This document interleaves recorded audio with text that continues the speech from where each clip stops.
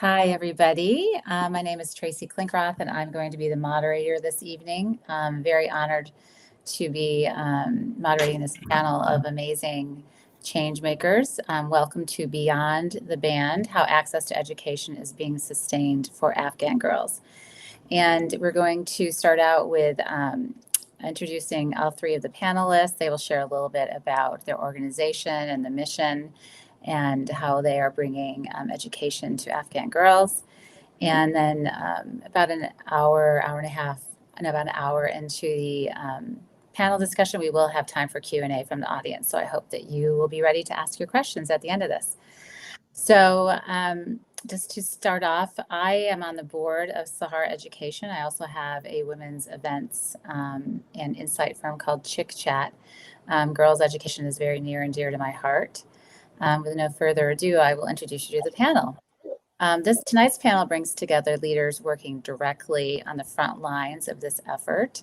We'll be hearing from Farzana Darvish. She's the programs manager at Sahar Education. You'll also be hearing from Nasir Kaihan. He's founder of Alekain. Hopefully I'm saying these correctly. Please forgive me if my pronunciation is not perfect. And then Mozhgan Alokozai, founder of Eagle Online Academy. So Farzana, let's start with you. If you could please tell us a little bit about your role as programs manager at Sahar Education and the mission of Sahar, and a little bit about what we're doing there. Thank you. My role as programs manager is to ensure all the programs running smoothly. And at Sahar, actually, we are partnering with local grassroots organizations to provide underground education for women and girls in Afghanistan. And our mission is to ensure Afghan girls have access to quality education, even if in most challenging and restrictive environments. We focus on reaching girls who are at the risk of being left behind by creating safe and community-based learning opportunities and supporting alternative pathways to education.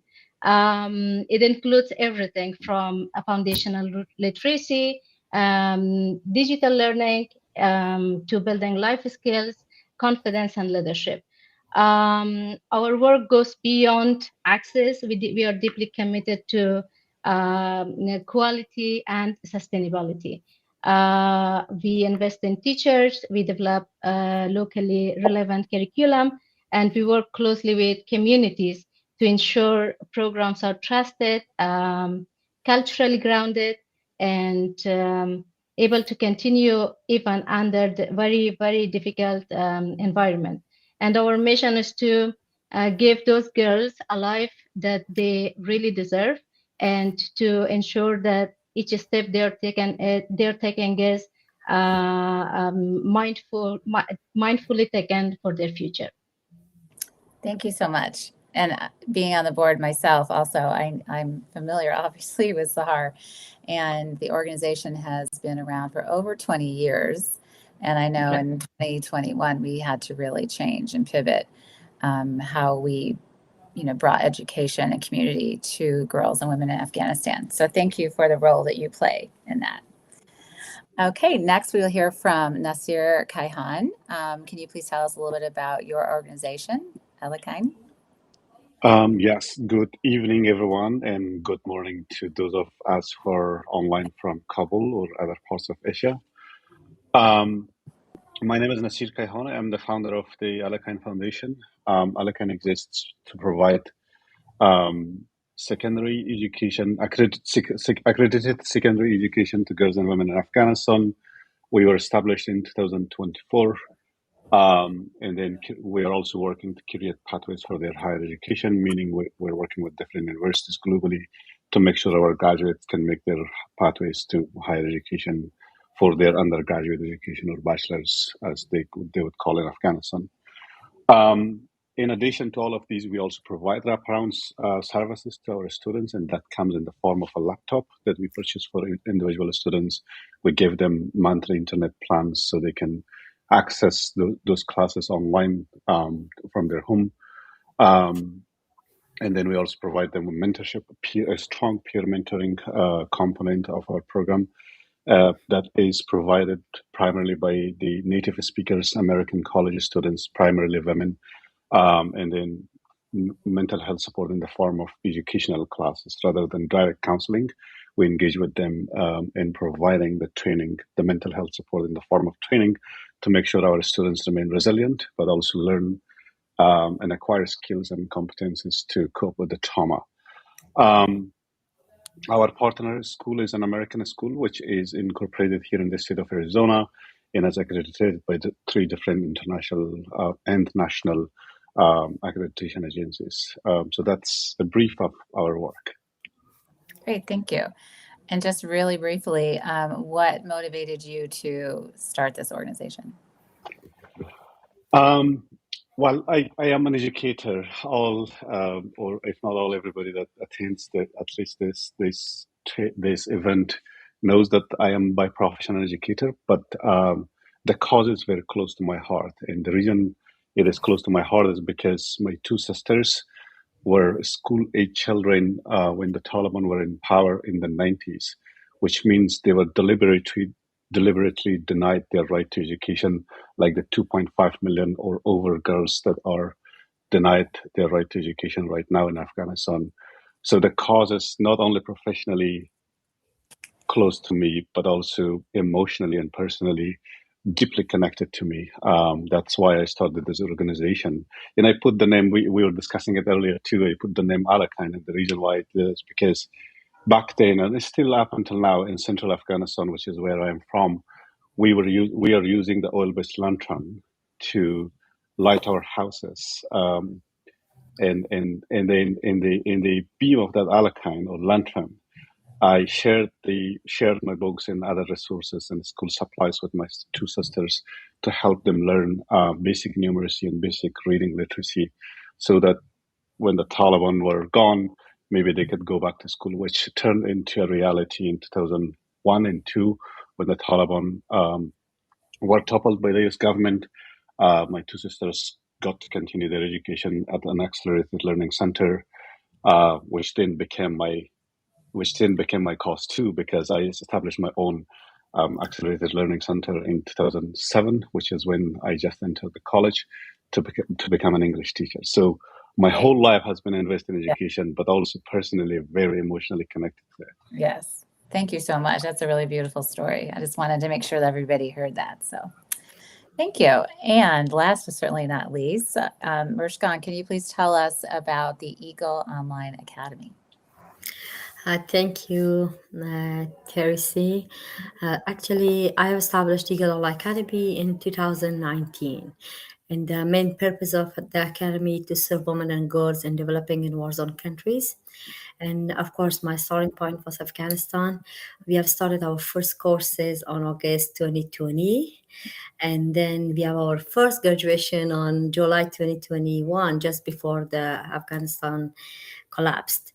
So yeah, so after that, Eagle On Academy decided that we should expand our services to not just the Afghan women in the ground, also Afghan and women and girls or the refugee populations. Especially, we have received hundreds of thousands of Afghan women and girls in US in a very short term duration.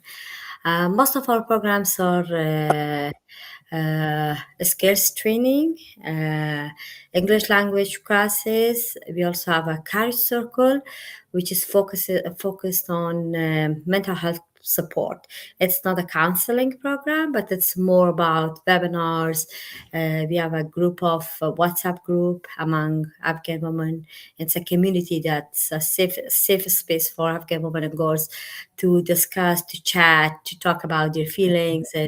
And then we have monthly basis webinars to make sure they understand what's happening with them, especially with the PTSD, depression, stress, and those kind of situation.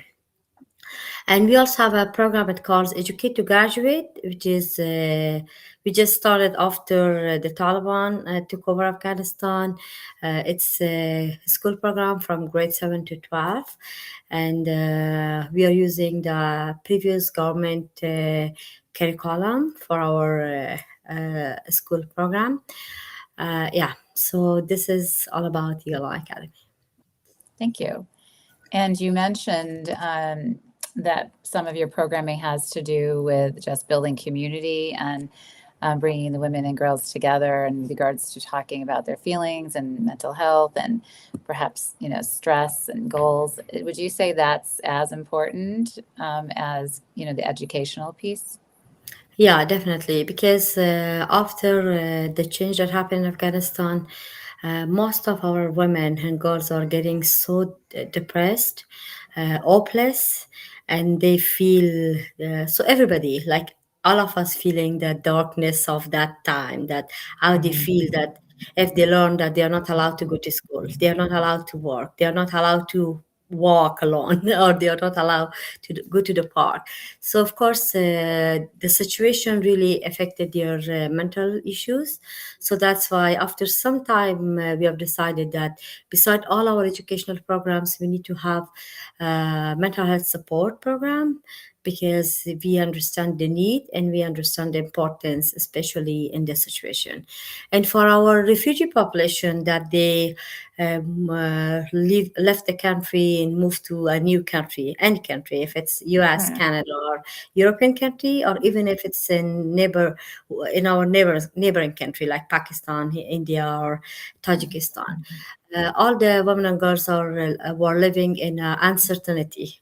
They Yeah. feel so like leaving the country without any planning, just overnight with one backpack is not easy decision. So Yeah. yeah, of course, this our program is very important component of Eagle Academy right now, that we try to make sure that the women understand their mental health status. Even I know it's very sensitive topic in our community, but at the Mhm. beginning we start with a very different subject, but same mission. And Yeah. later we keep introduce directly the mental health programs. Yeah. Great.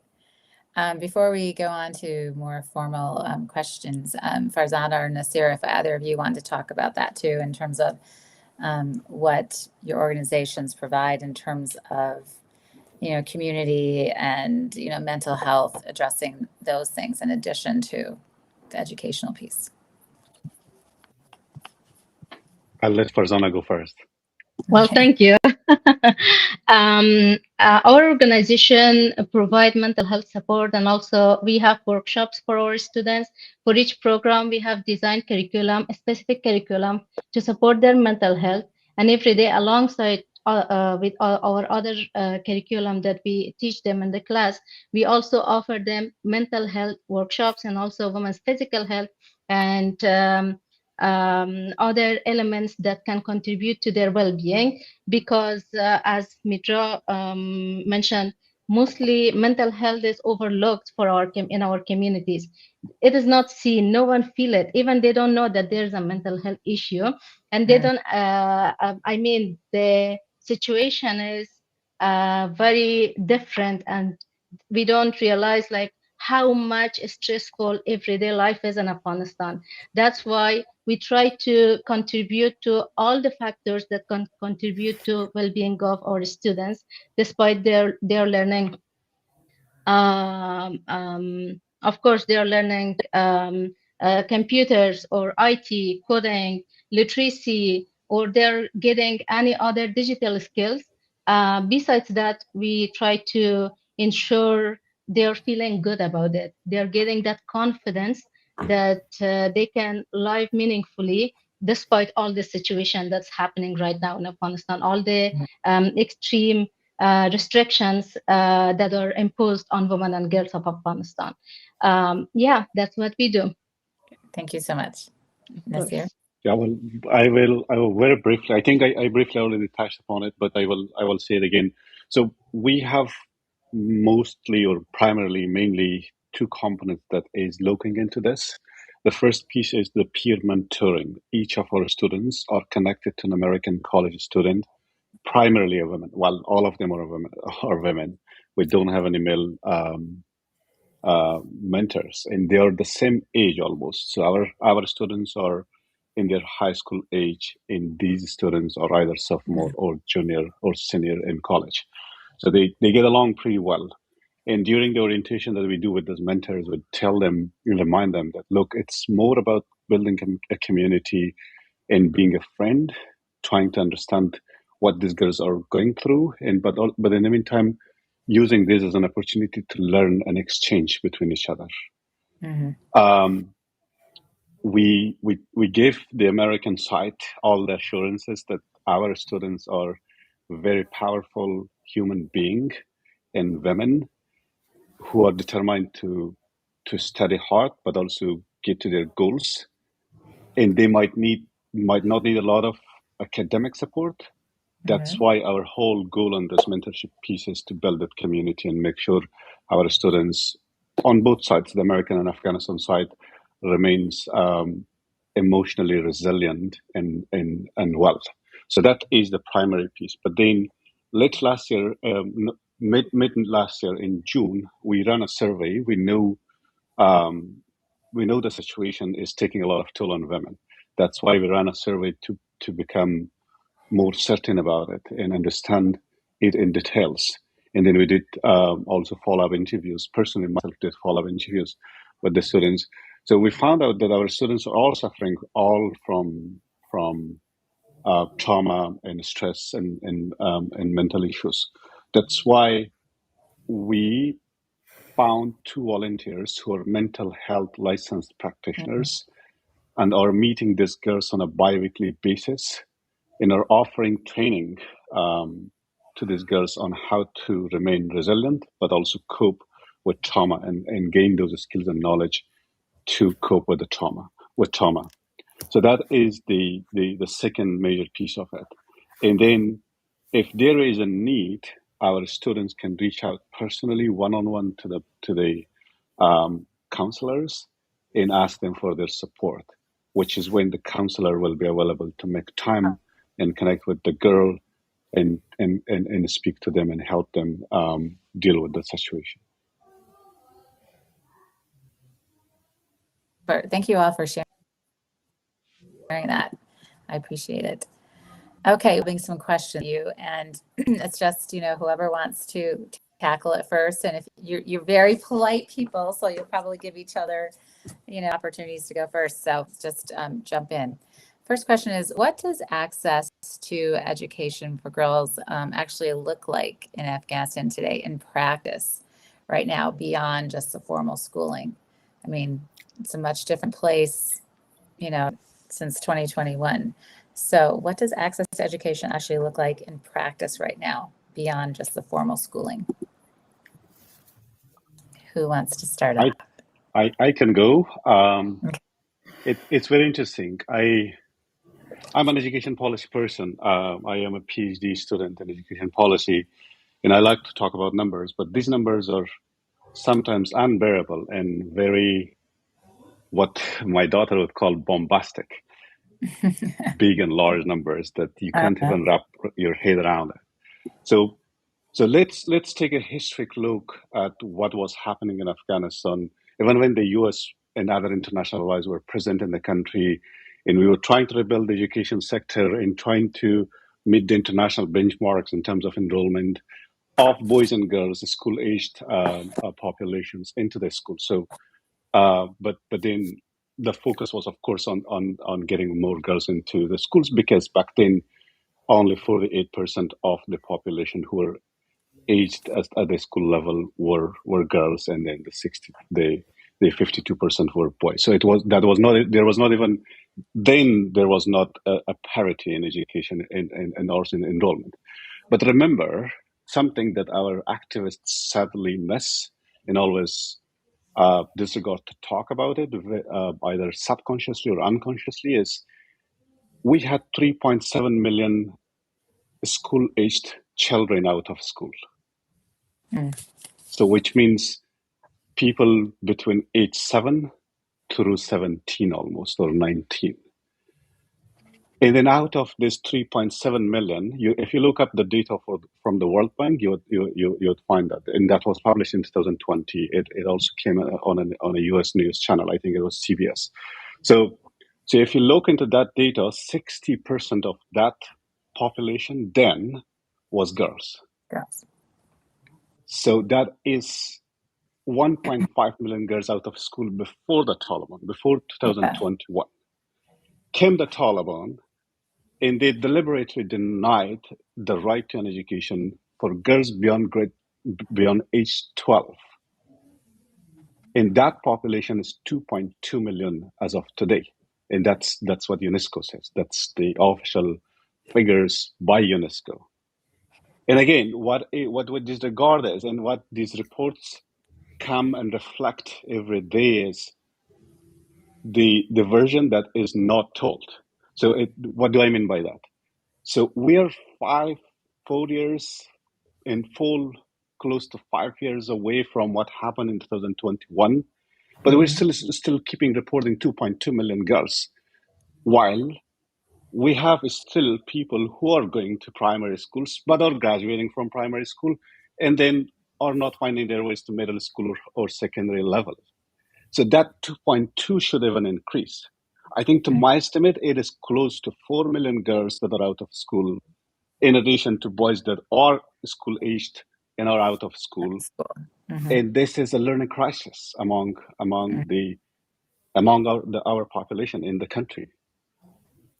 So that's one huge piece that I'll always try to remind people when I talk to them, because I want to systematically look into this.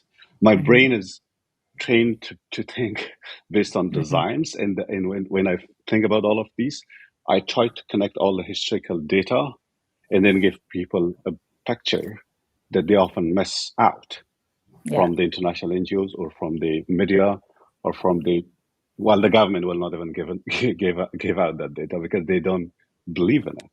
So I will suffice there, but then I have other pieces of data that I will connect to the discussion tonight. Okay. Farzana or Mozhgan, what does access to education for girls in Afghanistan actually look like in practice right now? You can go first. Okay, no problem. Farzana, please go ahead. Well, thank you. This is a very sad question because after the restrictions and everything imposed on women and girls of Afghanistan in 2021, and all the data that Nasir shared, everything just exacerbated. Girls didn't have access. Not all girls had access to education before. And after the ban, almost everyone lost that access. And now access looks like it is for a very low percentage of girls in Afghanistan. That access means going into home-based learning, getting education through online platforms, getting preloaded content, and just doing it at their own pace. Access is very small and later for women and girls in Afghanistan. They're just after they lost everything, even they lost the hope of getting an education. After that, access is getting just a small connection and going in the corner of your house, learning with your own self. That is access for women and girls. Access depends on connectivity. Access depends on the number of organizations and the funding that comes from outside into Afghanistan, and give them a little bit of opportunity to learn something, even if it's a language, if it's a subject, if it is a like whatever, if it is like a skill, that is all the access they have. And what we are doing at Sahar, that's a different type of access that we are providing underground education for them. We are giving them opportunity to go in their communities, in home-based communities, and we provide them the safe spaces to go and learn. We give them opportunity to learn IT. They don't know where to use it, but despite that, they get the opportunity and they learn. So that's all about access, I can say. This is very disheartening and very difficult to think about it, what actually access means, because they don't have any means to thrive in that community. Of course, the number is very low. The number of girls who can have access to any type of online or in-person platforms, but even that is a type of hope and resilience that we see in girls of Afghanistan. But access means um, just I don't know, just resilience. Yeah. Yeah. Thank Yeah. you so much. Of course. Marjan? Yes, actually, for me, it's the same. I think it's very limited. Based on if we started with just secondary and high school, more than 3.6 million girls are not allowed to go to school at this point in the last 5 years, and more than 100,000 of girls are uh, doesn't have access to um, higher education. So it means the programs that we all provided. It's not just about Eagle Online Academy or Sahar or Alekain or similar organizations. So there is maybe, based on my understanding from different programs, more than 200 nonprofits are working wholly as educational providers for Afghan women and girls. But uh, if we collect all those numbers, we can reach to about 500,000 Okay. beneficiaries. Yeah. They are getting direct beneficiary. That's very generous, Mojgan. Go ahead. I, Sorry.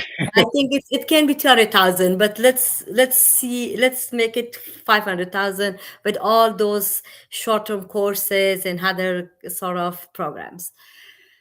So it means, so there is so many challenges. The first, I believe that online education cannot be a good cannot be a permanent replacement for in-person education, especially for a country like Afghanistan, that the people are always suffering from economic issue.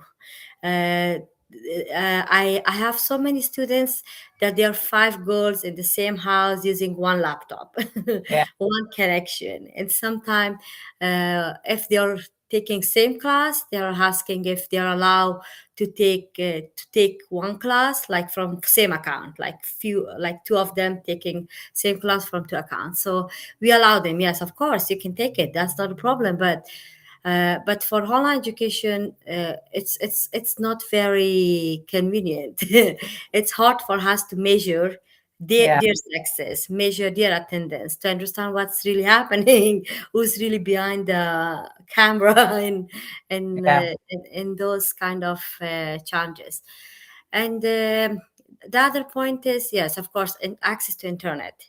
I was Uh, going to say that. Yeah. Very limited families has Wi-Fi at home, which is Mhm. fiber Nuri in Afghanistan, and that has a very good speed. And it's possible for girls to take their online classes.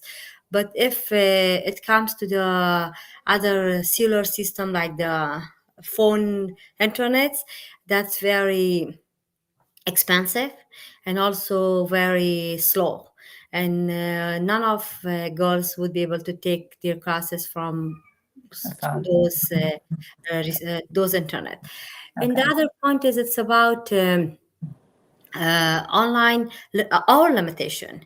For example, we have our school classes, but we cannot provide daily based 6 hours classes Mhm. to our students. It's just 1 hour per day, or Oh, okay. sometimes 4 hours per week. Okay. So just imagine how it's possible that a school girl learn all the subjects and the duration of 4 hours per week, Yeah. and then now we can calculate for a month, for a year. Yeah. It's That's Go ahead. That's an interesting, that makes me question also with Farzana and Nasir, what does girls in your programs, like, is it a weekly, do they get together weekly? Is it daily? I mean, that's a really good question I never thought about, is how many hours they get to Yeah, either so this is try. another issues, and the last part is the financial issue. uh, all families couldn't afford it to provide device internet to their children. And the last not the least part, which is very important, it's of course the gender barriers that we have in Afghanistan. That the families always prefer to invest more on their boys than their girls. If they see, oh, if they figure out that, okay, my if my son take a class, they can of course even borrow from the family friends that they can continue with their education. But for girls, they will never take that risk. And they said, oh, I'm sorry, there is nothing for free. You need to get married, or you need to stay home, or you don't need to take any classes. So there are so many challenges right now that are facing by Afghan women and girls, and the it's very limited educational programs are available for Afghan women and girls right now. Thank you for that. I Nasir, quickly wanted to carry on that later piece by Mozhgan and Farzana. I think by access to education, do we mean access to schools? If it is access to schools, that is very little. If if it is access to alternative means of education, that can be something, but it's not at the million that we talked. We're talking about close to 4 million. Mozhgan was very exact there, 3.6 million girls that are denied their rights to education or remain out of school from the past. In the numbers we're working with are not comparable to them in any fashion. Yeah. My organization in the past 2 years have been supporting only 80 students. So 80 versus 4 million, 80, that's nothing. And then on your question, Tracy, of how many hours our students are working on their classes, for us it's very straightforward. The reason why is because we are partnering with an American school which does not follow a fixed type of academic or school year calendar. It is basically a year-round school. It's also self-paced, asynchronous, because we know access to internet, access to electricity is very hard in Afghanistan. That's why I picked an option that is working asynchronously and is self-paced. But the program is very intensive, which means our students are completing grade 9 through 12, equivalent of 4 years of education in 22 months. And this means our students are putting 5 to 7 hours on a daily basis on their classes. Okay. That's why we are getting everybody a laptop, a functional laptop. Yeah. We're getting everybody equivalent of $30 per month of internet. We do not provide them Wi-Fi, but I would not lie. And the reason why is because A, I cannot afford it. B, our policy does not allow for security and safety reasons to buy laptops and put a tower on the rooftop of a family, which will then raise questions of who this family is. So our students are on average between 5 to 7 hours daily on their classes. That's why most of them are on track to finish their high school. Our first cohort, which consists of 29 girls, are on track to finish their high school education in 22 months. 4 of them have already graduated within 10 to 12 months. So we got already 4 graduated. And you'll see these numbers tell you how thirsty and how determined these women and girls are to pursue their education. Yes. Thank you. Farzana, how is that with Sahar in terms of how many girls are we able to, one-on-one touch or educate in a year? And then how many hours a week, or is it a month, or how does that work in Sahar's programs? Thank you. About reaching the girls, it depends on the program. I would say over 1,000 students. I don't have the exact number, but I would say over 1,000 students reach our programs every year, even more. It depends on the nature of the program. So we have in-person programs. We don't have to worry about electricity, about internet. Mostly our girls go to the centers in the community classrooms and learn there.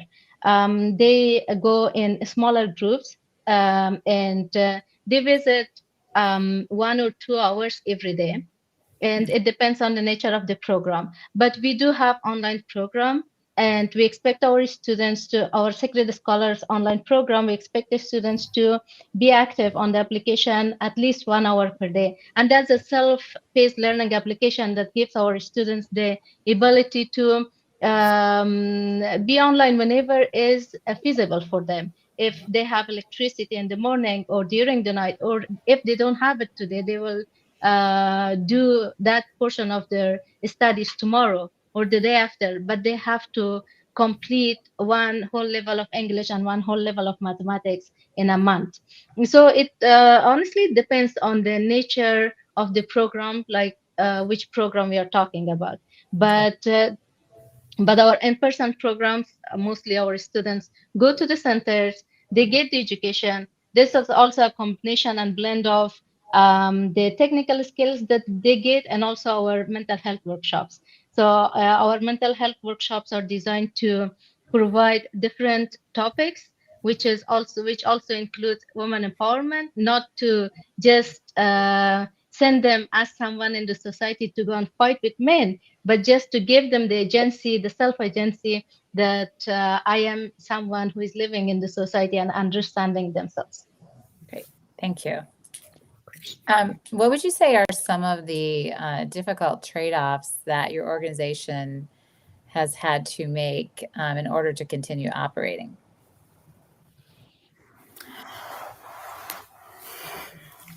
Okay, let me start. For Legal Online Academy, of course, it's financial challenges that we are facing since the beginning. So most of our operations rely to volunteers. Right now, more than 72 volunteers are serving with Legal Online Academy, and uh, we have never been able to have a very proper funding source to to to give salary for our operations team. And so this is one of the challenges. For the short term, it works because we are trying to push the programs, try to take advantage of the generous and wonderful volunteers that they are giving us their time. But for long term, sometimes it's very challenging because only by running the organization with volunteers, it's a lot to do. Yeah. Yeah. So every other month, someone couldn't continue with the program. We need to replace them. We need to be prepared, and we must have some backup in advance to make sure that if we lose our English teachers, we need someone to replace that person, or if we have someone admin person to left, we need to have some replacement. So yeah, so for Eagle Academy, this is one of the challenges. The other is it's with our student, because sometimes our students couldn't continue with their education, and when we reach them out and make sure what's happening, so it's their financial financial problem that they couldn't afford anymore the internet expenses. In some point, we are trying to help them, of course, because since I have mentioned, Eagle Online Academy couldn't help them directly with funding, but we are trying to reach out to some other resources like learn to right to learn Afghanistan. This is one of the Canadian organization, and they provide internet and devices to Afghan women and girls. We try to apply for their programs and help our students if they faced shortage of uh, budget to continue with their education. But it's very hard to cover everyone. Like uh, I can say that sometimes we are losing at least 2 students among 10. It means 20%.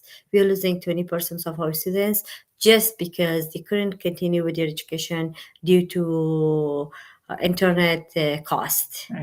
And if we could respond that, if we could find the resources and help them to continue with their education, that's possible. But sometimes we couldn't do that, and we have to tell them, okay, please wait. We will let you know in some sort of things. Yeah. So yeah, for us, it's more financial issues. Okay. And what's the name of the Canadian organization? Right to Learn Afghanistan. Right to Learn. Okay. Thank you. Okay, Farzana or Nasir, what are some of the trade-offs that you're having Farzana, to do you make? want to go? Please go ahead. Okay, great. I think some of the hardest decision that I get to make as the founder, but while working with our board of directors, is I think that the reason why we exist is the hardest decision to work around with. And the reason why I say is, did I want to establish Alekain at some point to support women and girls in Afghanistan? The answer is yes. Did I want to do it for this reason? The answer is no. Because this can be as heartbreaking reason as you all can feel and touch and sense it. But in the meantime, it's a reality. So I have to do my bare minimum to support as many girls as I can. Last year we got started. Our goal was to support 10 students. We tripled it. We got it to 29, and that's when my board met with these girls during the interviews. I spoke to them, spoke to their parents, saw their determination, saw how powerful, smart, and intelligent these girls were, and they asked me if we had enough budget to do more, and I said, yeah, let's do it. So we evenly distributed basically everything we had to get 29 in. Could I do 30? Of course, the answer was yes, but I had enough budget to support 29. This year is almost the same. I wanted to do the 30 because that is what our strategic plan mandates us to do, but we're doing 51, and we have exactly that amount of budget to make it evenly until the end of 2028. So that's where I come from. But in the meantime, another hard challenge is like Mozhgan said, we are a volunteer-run organization. Yeah. We do not have any paid staff member, but there is the will.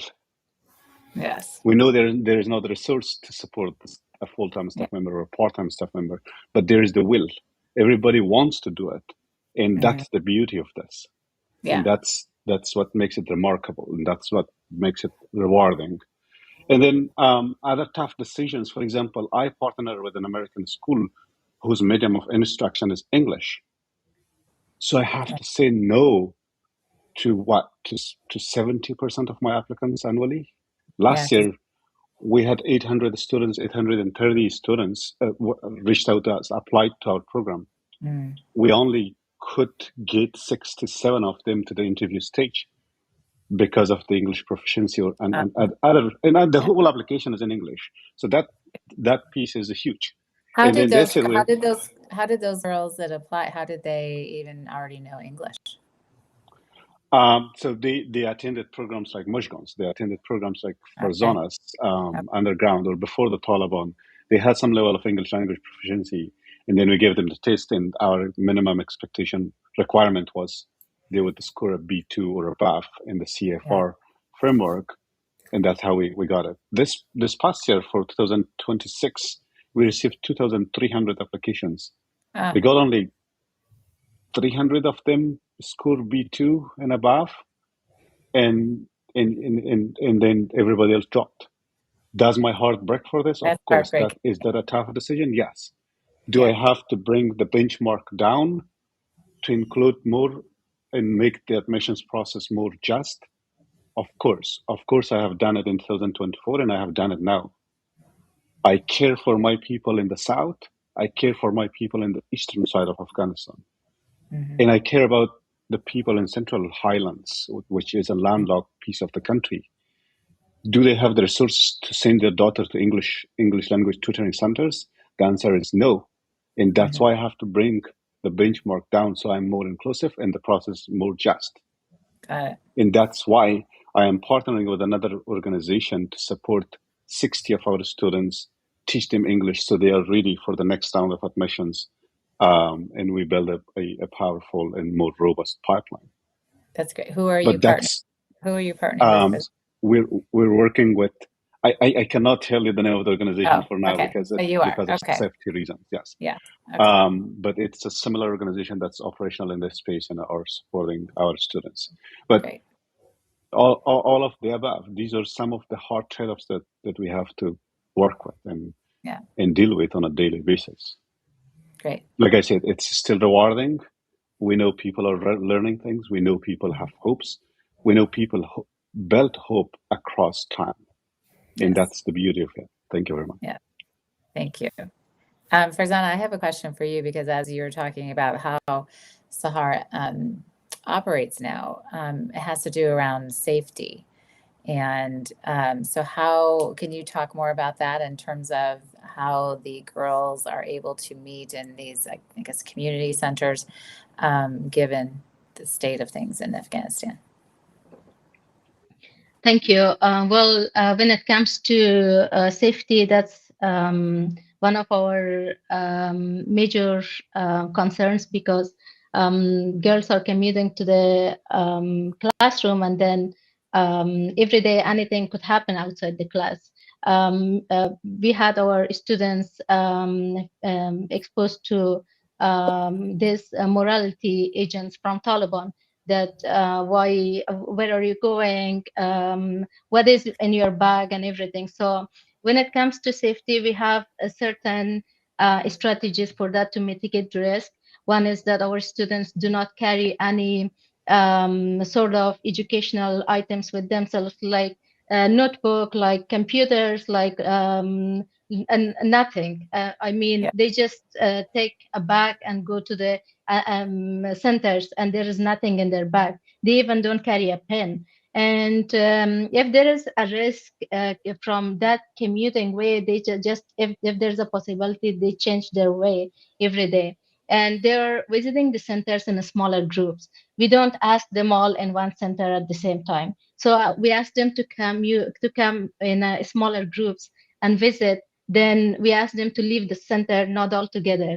I mean, maybe 2 students and then another 2 students will leave the center. So these are different methods that every day we are mindful of. We want to mitigate the maximum risks that we can do for those girls. And also, we want to balance between visibility and advocacy for our programs, so that also contributes to the safety concerns that we have for our students, because we want to advocate for scaling up the program. But meanwhile, we cannot we have to keep low profile of our students, because we don't want to expose them to any danger. We don't want them to be visible on media or on any other platforms, so that it can contribute to their I mean, it can bring them any safety risks. Yeah, so there are different ways. We are just being very flexible at this point when it comes to safety. Sometimes if something is happening to any of our programs, we just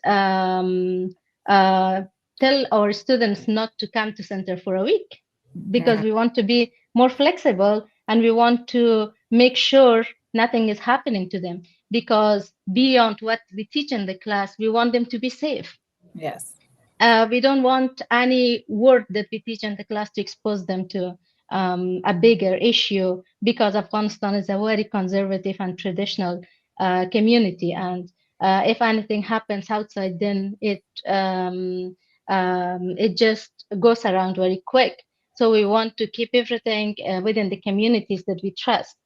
We want to, when our students are enrolling in the program, we just ask our alumni or our other students who were previously in the program to bring other family members or other people to the program that they know and trust, because we don't want to just make a public announcement, and then, because that also can contribute to safety concerns. Yes. Okay. Do either Nasir or Mozhgan, do you want to speak about safety concerns? I know you're operating online, but there's still might Yeah, be. I think for us it's also too very critical to ensure the safety of our students. That's why we take a two-pronged approach when it comes to ensuring or at least minimizing security and risk. Risk and then ensuring safety of our students. So the way we do is we look into the cyber risk, cyber piece of it, the online safety piece of it, but also in person. That's why when it comes to physical risks, we do not promote in-person gathering. Our students know that there are 29 of them in this group that are learning together, but they never come together as a community. They never come together as a class. Everybody operates from their home individually and take those courses, except our office hours that is done in group, except our therapy education that is offered in group. Everything else is individual. That's online. That's online, correct? Yes. But Yeah. those are online. But in the meantime, they could gather together at somewhere, like Yeah. a center that Farzana is talking about, and then we could go online and talk to them instead of Got it. bringing everybody online, which is Yeah. costly for us. So that's the one piece of it. For example, when we deliver them the laptops, they have to identify a third-party location for us. We go drop it there. There is no direct contact between Alekain and the students. They go pick up the computers the next day, and that's how it works. And there are other nuanced pieces of it that I cannot talk about right now, Yes. but Yeah. that physical risk is there. But on the cyber side, we have an antivirus which has a VPN, which masks everybody's location, online location. Mhm. The antivirus has a parental control, which I basically get to see. There is a Mhm. report coming to me every weekend, and I get to see who is browsing what and how safe it is. Okay. But also has an antivirus which basically protects our students against malware. Got it. So that's how we do it. Two-pronged, online, physical risks. Got it. Okay. Mushkan? Yeah, actually, for us, it's a little different. Normally, none of our students are turning on their cameras. Second, we allow our students to use the nickname for their username. Like right now, you can see my name is clearly Mozhgan W Alokozai, but we ask our students, if you're not feeling safe, please do not use your whole name. You can use like a nickname, and that's totally okay with us. Third, for our students who are underage, we always involve their families. We always have a family meeting. We bring their parents. We make sure they get involved with each steps of the education, because we want to make sure that they have family support. And because if you have family support, I'm sure the risk will get uh, a lot less than we are taking about. So yeah, so we try to make sure that all the parents should be involved. We meet them, we make sure they understand what's happening. And to be honest, since I established Eagle Academy and after 2021 till today, we never faced any issue, any problem. But what I'm thinking, maybe the Taliban, they don't care, because they understand that our programs are so limited. Yeah. It's more just to support few people, maybe 1,000 or a 1,400. Like Eagle On Academy has 1,400 students, and like all the different parts. Like we have 570 in our English classes, 120 in our school program, and the rest is in our skill programs. So that's why for them, I don't think so that they really care about it so much, because they understand we are doing good, but we are not doing enough Yeah. to cover all around Afghanistan. Yeah. Okay. Thank you for that.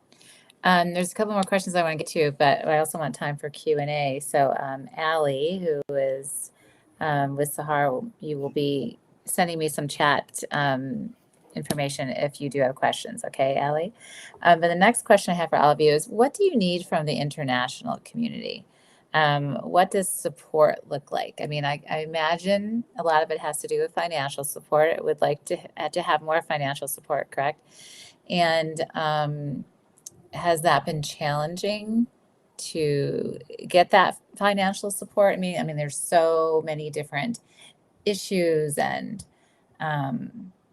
and organizations, not just in Afghanistan, but that people have, pull at people's heartstrings and that they want to support. So what do you want what's lacking from the international community? And that could be governmental, as well as just, people that might be listening and watching this.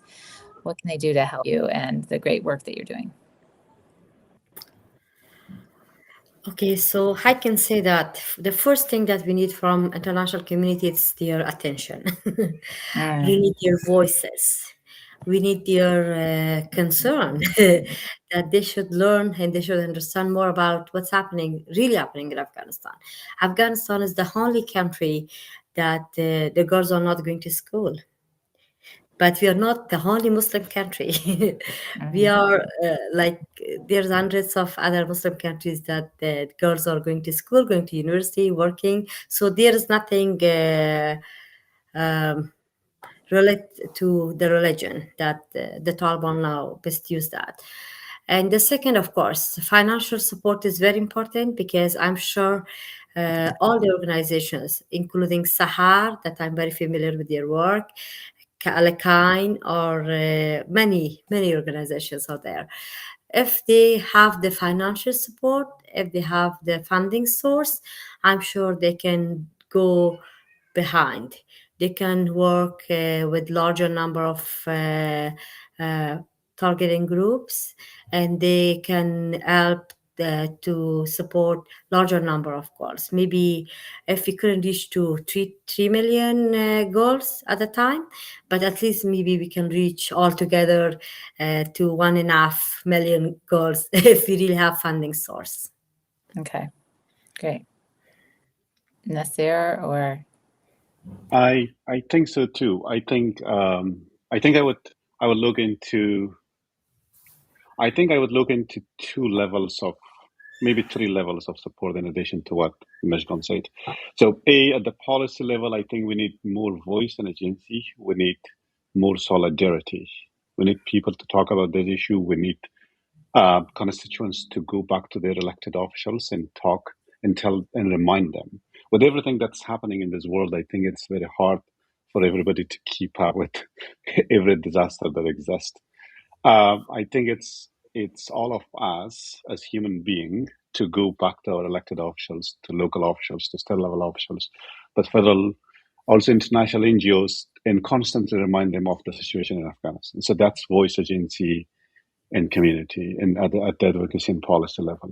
At the program and operational level, I think what we need in addition to funding is, yes, funding is good. I have tried to keep Alekain very grassroots, meaning our donors are individuals like all of us. Mm-hmm. We are not dependent on outside donors and grants. There is an aptitude for us to apply for those grants and get them, but I feel like we'll keep it grassroots because that's the beauty of it for a while, and that helps amplify our voice too. We not only reach out to donors, individuals, to secure funding and donations for us, but also have them part of our community, as part of this family, to talk on our behalf, to amplify our voices globally, locally, and internationally. So that is at the program level, but also at the program or operational level. A lot of institutions can open up their doors for partnership with us. For example, up until this minute that we are talking, the U.S. context is very clear in terms of higher education or high school level education. Students from Afghanistan cannot get visas. So that's very clear. That's very tangible. But the UK has lately made such a decision. Canada is not explicitly saying that we are not, there is a travel ban for Afghanistan, but they are denying volumes of visas for students from Afghanistan. So universities could open up, but then we all could go to our elected officials and talk to them and tell them there is no such thing as security threat that people are bringing for students from Afghanistan, because I hate to say this, boys could pose a threat, and that's 0. something % of all boys that are coming under a student visa to different countries. But girls, there's no way a girl from such a country and a girl at large would pose any threat to any government. So Mhm. do your vetting, do your screening, review their applications, interview them, but let Mhm. them come. Let them Yeah. pursue the education that they deserve, and let them access their right. That's not even an opportunity or a luxury. That's a human right. Mhm. And if they have the resources, or other people like us are providing those resources for them to make their ways out to these universities or schools or colleges, why not? Mhm. So Okay. that's what we need. That solidarity at the policy level, but at the program level, funding, of course, but more voices in community and agency, but also support from potential partner institutions to open up their doors for our students. Okay. Thank you. Farzana, what do you need? What does Sahar need to help be able to help Afghan girls from the international community? Well, I think everything Mozhgan and Nasir mentioned, it is a general thing for all organizations that require from international community. Of course, funding comes first, and also attention, advocacy comes after it. Um, uh, of course, I want from international community not to forget about girls of Afghanistan. I want them to be voices for us, because Afghanistan is the only country where girls are not allowed. It is their basic human right, but they're not allowed to go to get an education. Mhm. And that is that is something that everyone is forgetting about. Of course, organizations like us, like Alekain, like all other organizations, they go and provide education for fewer number of girls, but it doesn't mean that 3.7 million girls are having or getting access to education. It means, of course, we are serving a fewer number of girls compared to how many girls are left behind, how many girls are not getting an education. We want the international community to give them opportunity. Of course, many countries have limited their visas for international students, including Afghan girls. And that is really disheartening to hear, because they want girls in that country also deserve an opportunity to thrive. And what we give them online, or what we provide for them in underground classrooms, that's not enough for someone um, to have a future. Of course, they can learn IT, they can learn coding, they can gain some hard skills like literacy, like tailoring, like they can be more empowered to advocate for themselves, for their sisters, for their mothers. But that's not enough. We need to scale up our programs. We need to do more research, like how much Afghanistan, it is affecting all Afghanistan. How much, of course, women and girls are half of the society, and they are contributing to human capital. They are resources of that society. And it is not just one of the misconceptions that is in Afghanistan.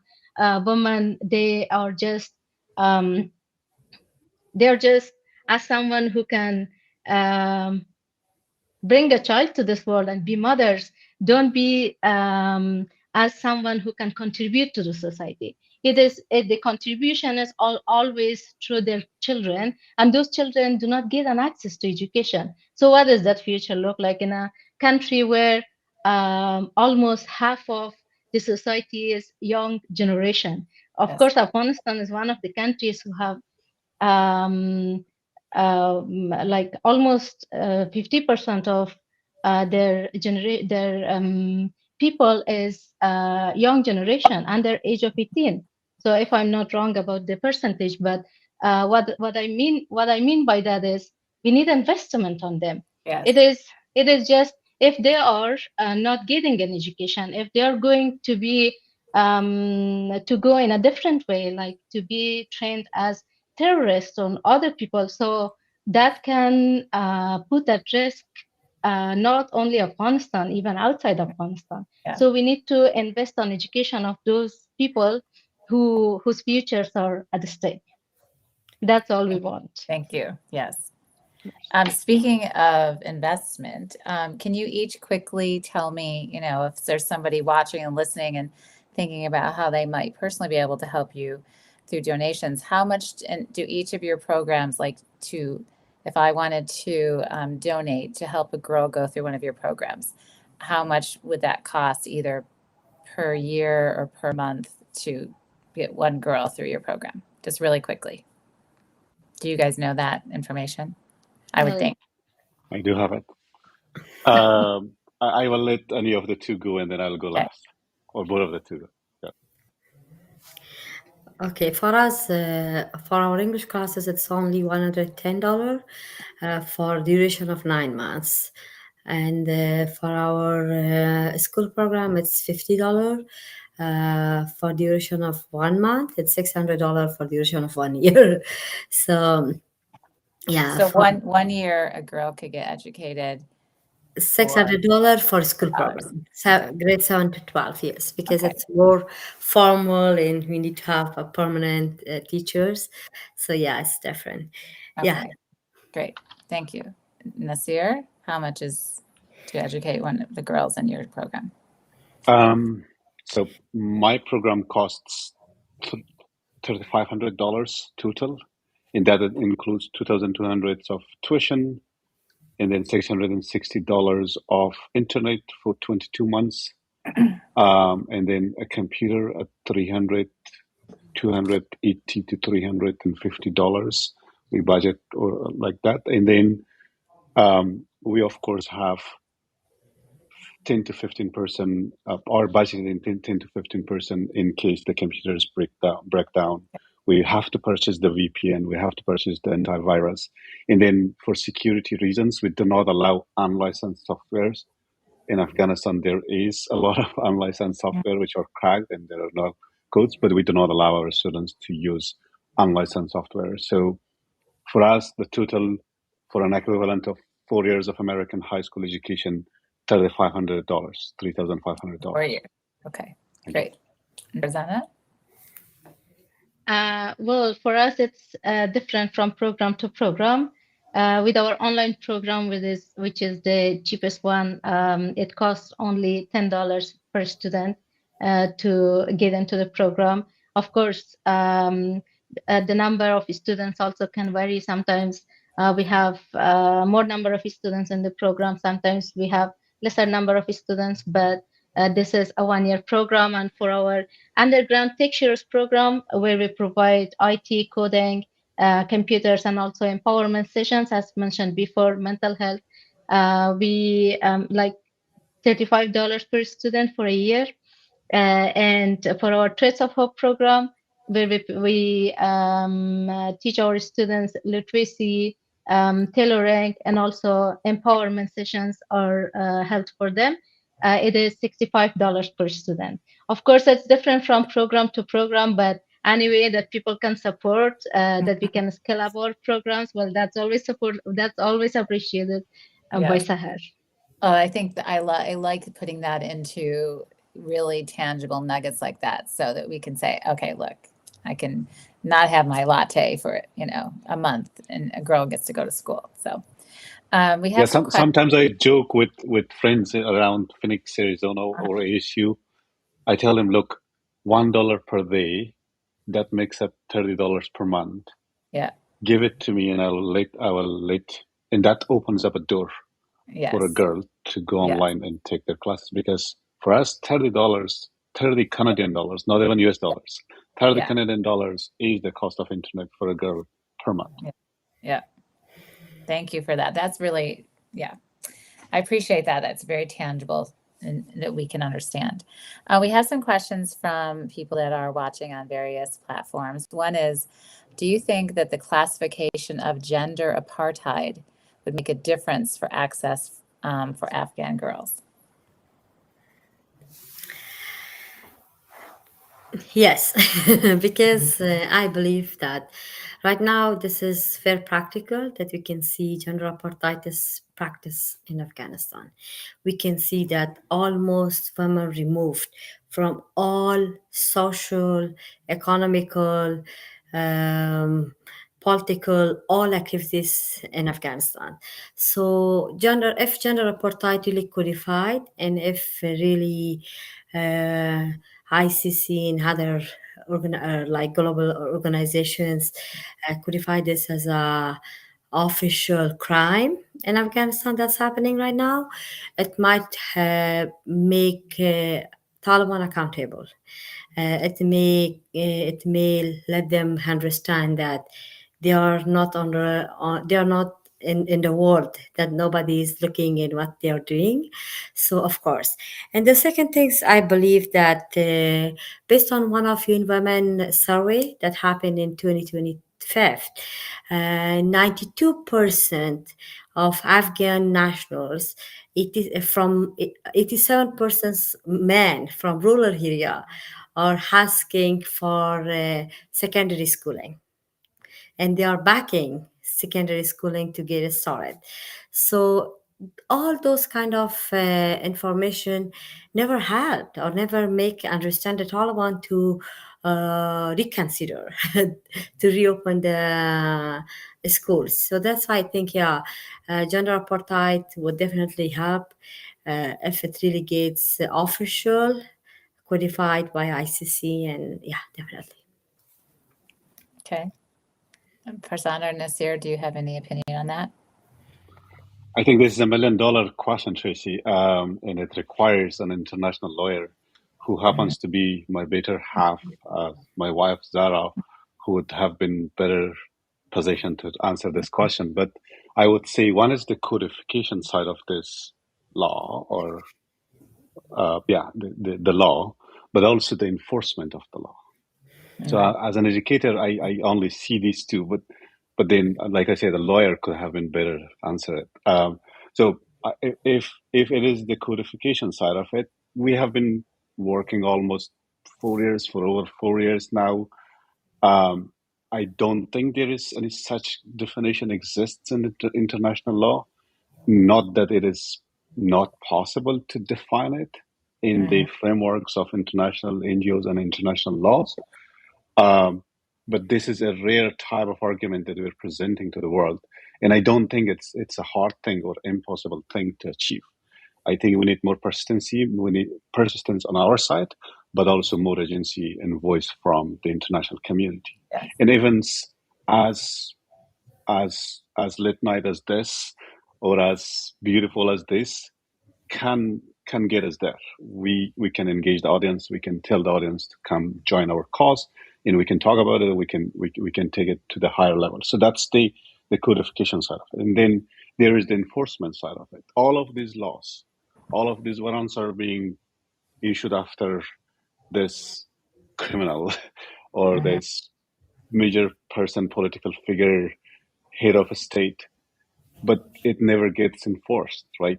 Yeah. So that's the huge piece of it.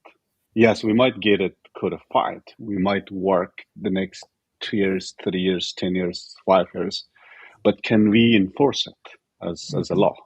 That's the hardest piece of it. And then that requires a whole level of collaboration from nation states around the world, from the international NGOs, but also from the people with the push on their elected officials to go and really have those parties and authorities to look into enforcement of this law if it ever happens to become codified. So that's my reflection. Thank you. Farzana, do you want to add anything, or? Yeah, sure. Well, just adding on whatever said before, it's important, and I think yes, it just shows and reflects what women and girls of Afghanistan is going through, and also it raises global awareness on this systematic exclusion of women and girls from the society. It is not just about education, it is about all aspects of their life. It's about everything, and we need more and also everyone needs to know like what's going on. It is not just about telling women not to read and write, it is about uh, um, uh, just taking everything from them, all the basic human rights that they have.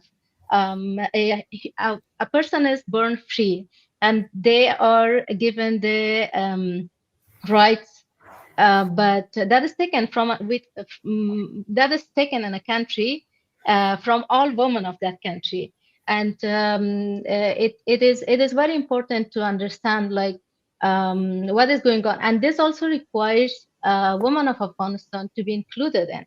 Of course, it is very difficult question to respond to. I'm not a politician, but just reflecting on how important it is to have something in place that can show what is the reality, what is going on, and documenting everything that is happening on the ground.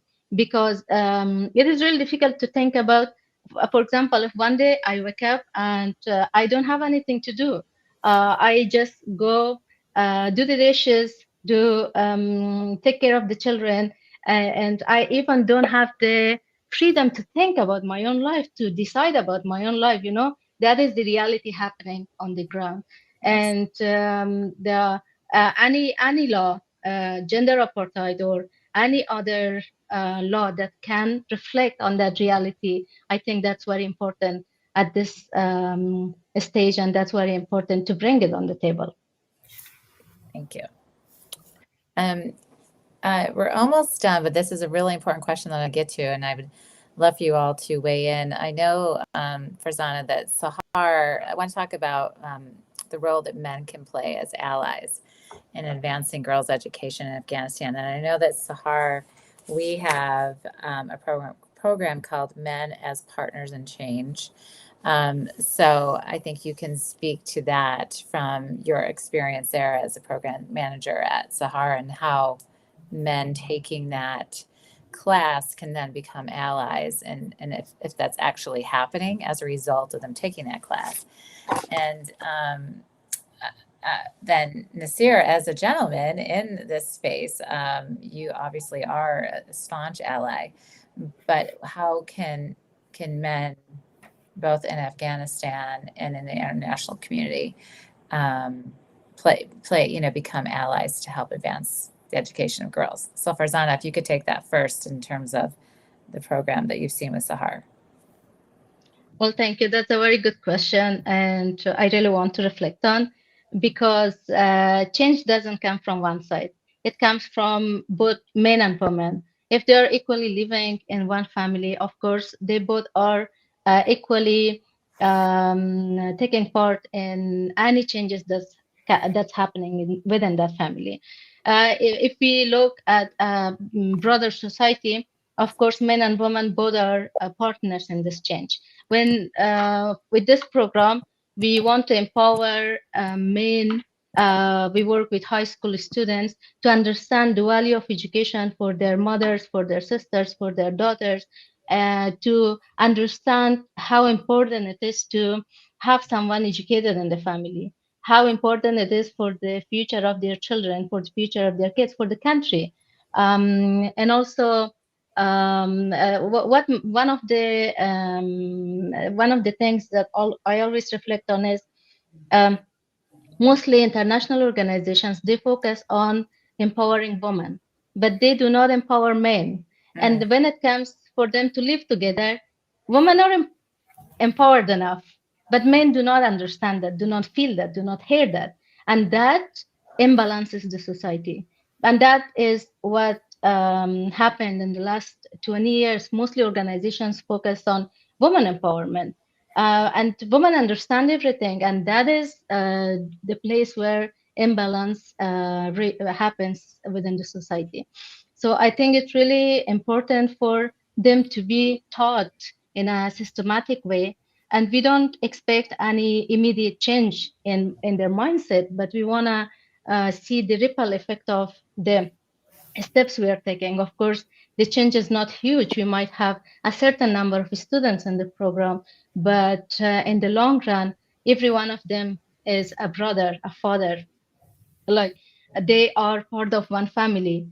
Within a bigger community, everything can change if there if the change is happening in like for a boy of that society.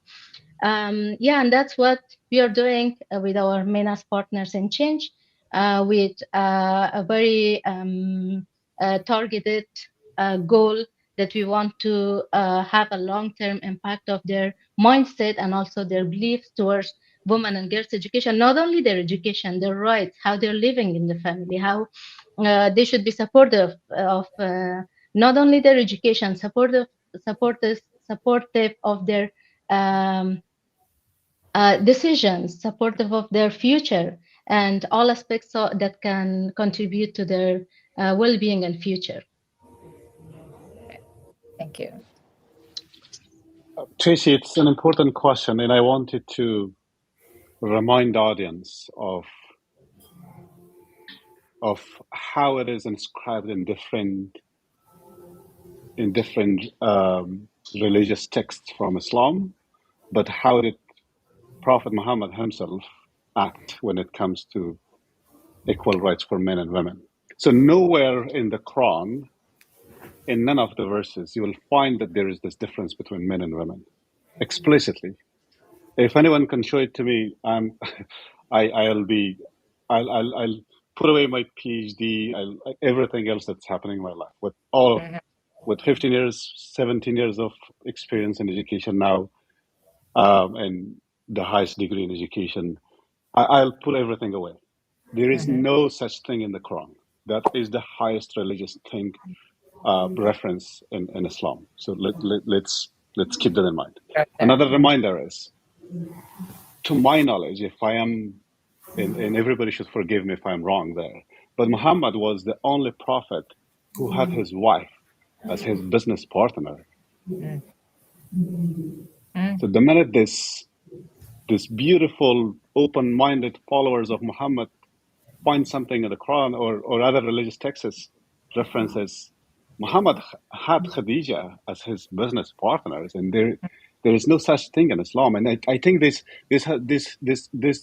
remark of mine has to also clear the way for non-Muslims of the way they look into as Muslim men treating our women and wives and sisters and mothers.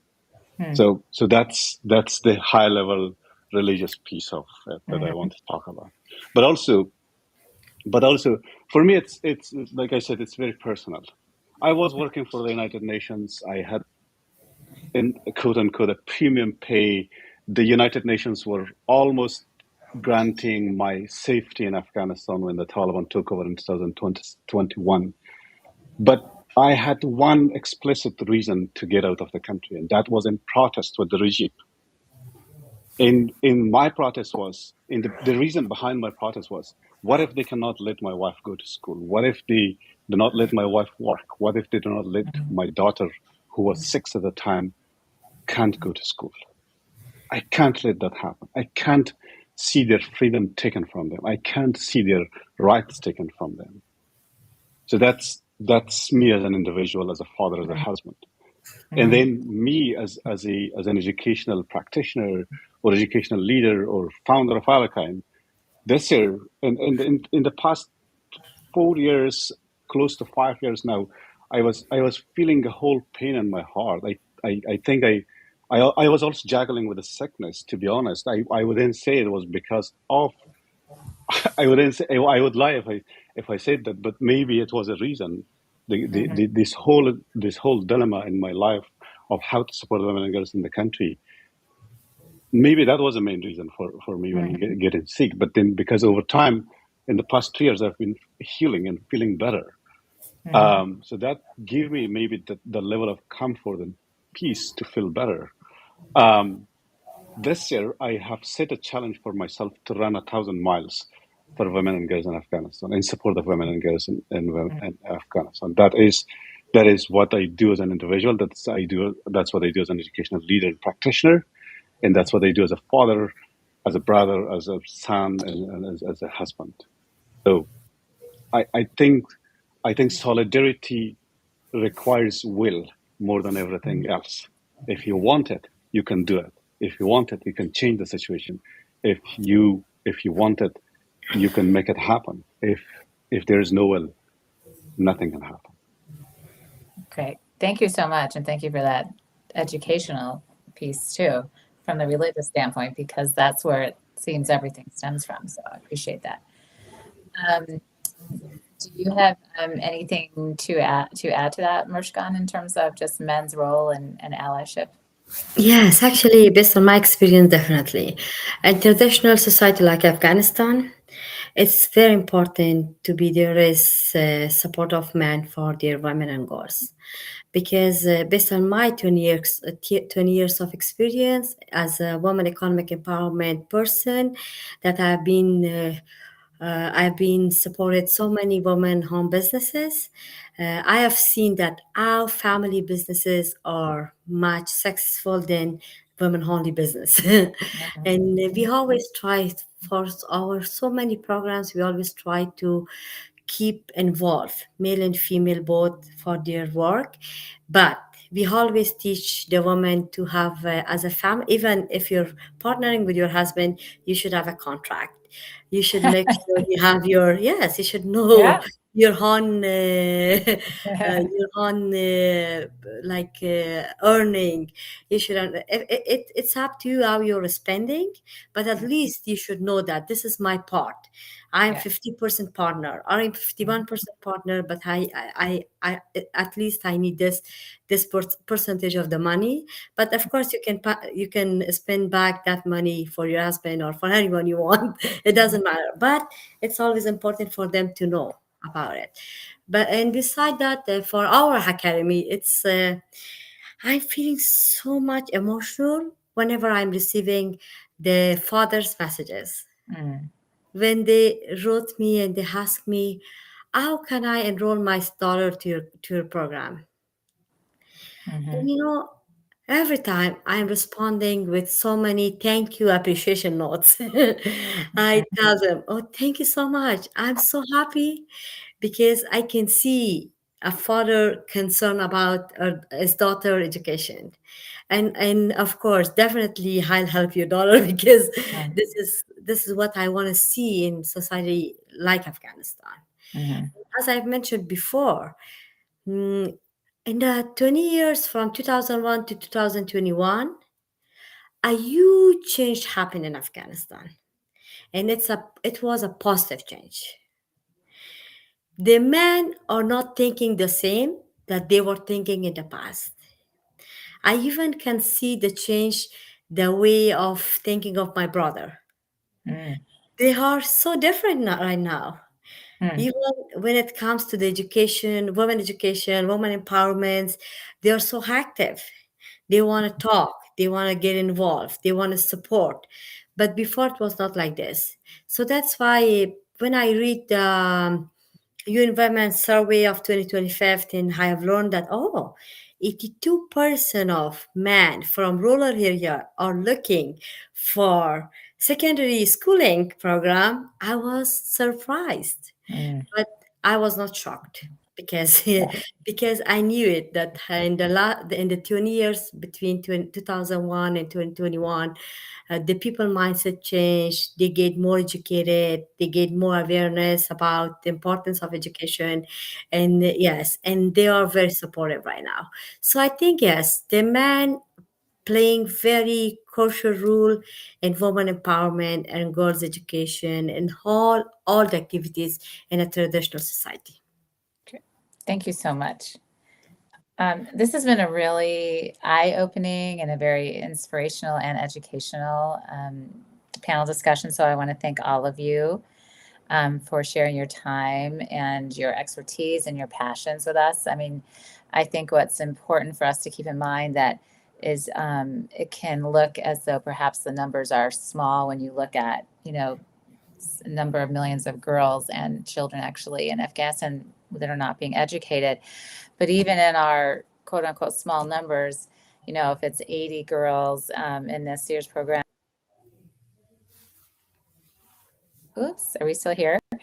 In Muzhgan's or Farzana and Sahar's, I think about also the number of people that touches because how many, their parents, their uncles, their brothers and sisters, right? So Although those numbers might look small, the number of people that that's actually touching and influencing, and when fathers see their girls, being educated, when brothers and uncles and aunties and younger sisters, or perhaps older sisters who didn't have the opportunity. So I think that's really important for us, and for you to keep in mind too, just the reach that we have outside of those actual numbers.